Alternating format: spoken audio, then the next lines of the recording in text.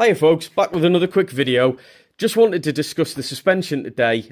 You would have seen it in passing in some of the other videos, but I've not covered it in detail, so we'll have a quick overview.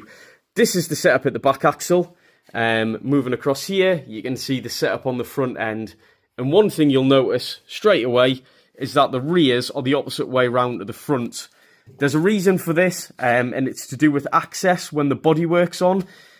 These elements of suspension are adjustable, so it's coilover suspension, and the adjustment is easier to reach when the setup is inverted on the back end, because when the bodywork's on and the wheels are on, you've got to wind your hands between everything to get in. The front end, there's a bit more access, so we can deal with it the conventional way.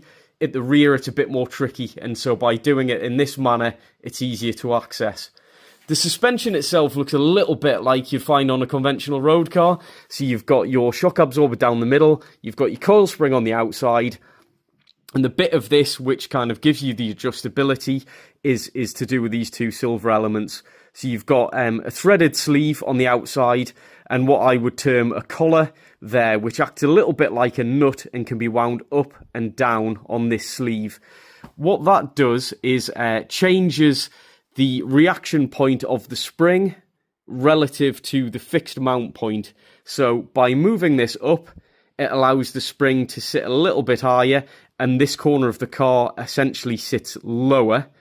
By moving this down, it reacts the spring a bit sooner and effectively lifts the ride height of the car in this corner. You'll notice there's some grooves on the sleeve.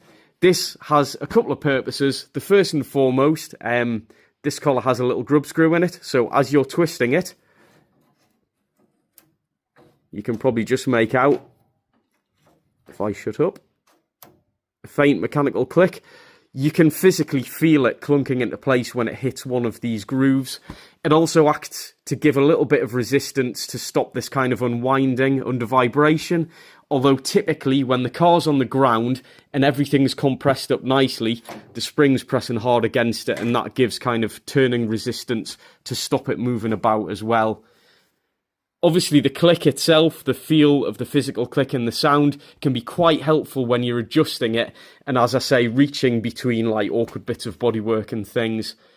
The only other point on that really is that we've got quarter turn adjustment because we want some relatively fine refinement in the car. By adjusting the heights of these, you can alter the weight distribution of the car, which can affect the dynamics quite radically, and you can tailor it to your driving style.